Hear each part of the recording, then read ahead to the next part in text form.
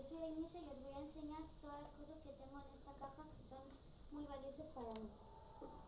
Desde pequeñita he sido muy fan del Alavés y cuando yo nací mi padre me compró este babero. Comía con él todos los días y me gustaba mucho. También he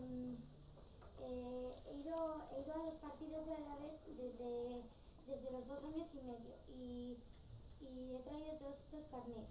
Este es de 0 a 5 años, con 6 años, con 7 años, con 8 años, con 9 años y con 10 años. El de los 11 años lo tengo en la cartera para poder ir, para que no se me pierda. También he traído algunas fotos. Todas están relacionadas con el Alavés. Cuando fui a mi primer partido con mi abuela, con mi padre, yo sola, la primera foto que tuve con cosas del Alavés y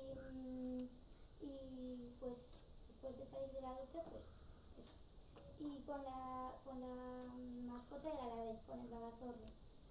También tengo unas fotos en el campo, mi primera foto con los jugadores del Alavés. Y por último, la camiseta del Alavés. Es muy importante para mí porque ha sido mi primera camiseta del Alavés y la he llevado a los partidos desde la primera vez que fui hasta los 3 o 4 años. Esto ha sido todo y espero que os haya gustado.